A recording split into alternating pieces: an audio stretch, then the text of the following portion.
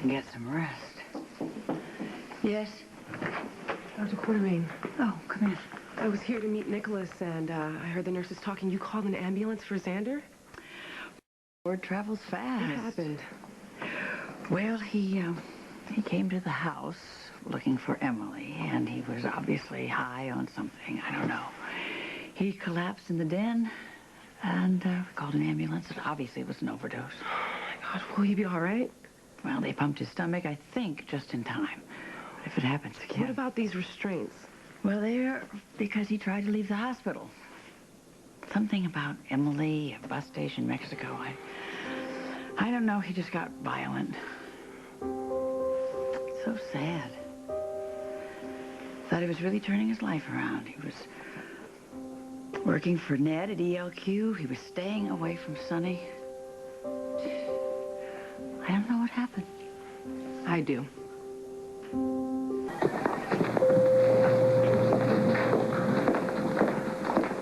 Excuse me. Dr. Lewis isn't in his office. Will you page him, please? I'm right here. Do you have any idea where your son is? Do you even care? Zander's right here in this hospital strapped to a bed.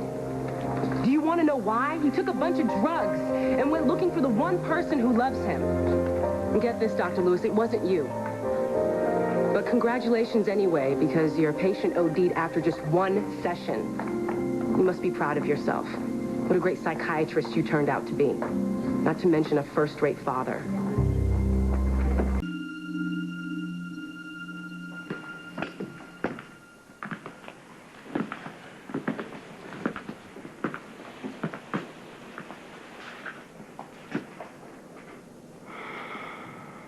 Take a good long look at what you've done to your son.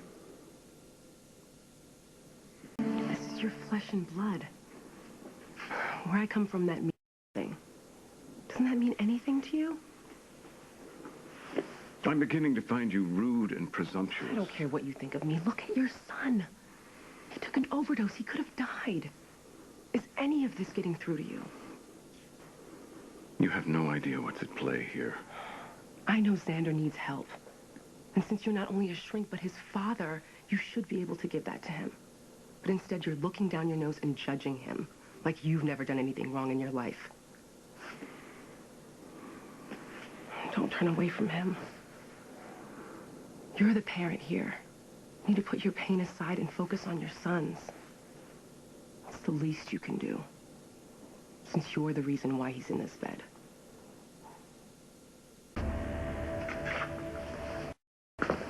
Look, I admire your passion, Gia. Alexander's fortunate to have a friend like you fighting his battles for him. But this is not my doing.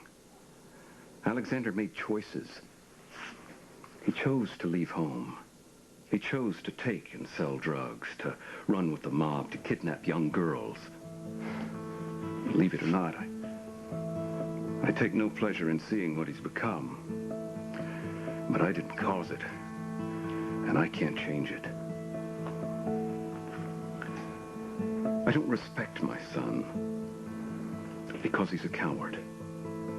He's not man enough to stand up to the fact that he killed his own brother. I can't believe what you just said. Zander killed his brother? You know that's not true.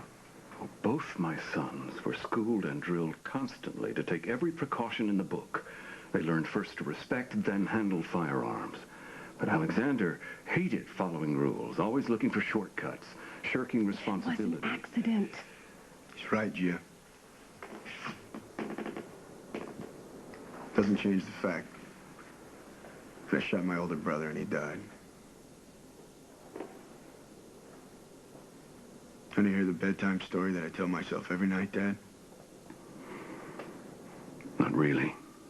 Once upon a time, the father woke up to the worst day in his life.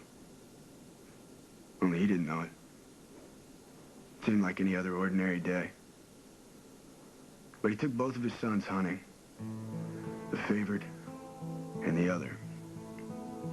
But he came home with only one. The favored, who was the light of his father's world, who was going to realize all of his hopes and dreams. He died that day. Shot by the other. And that was the cruelest joke of all.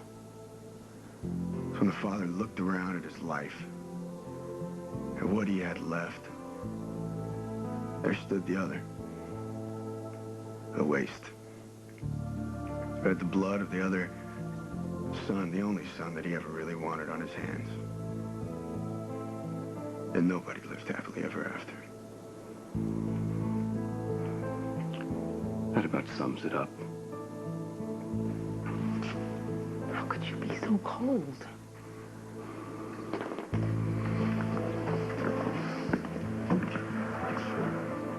You don't have to stick around, Gia. You can go, too.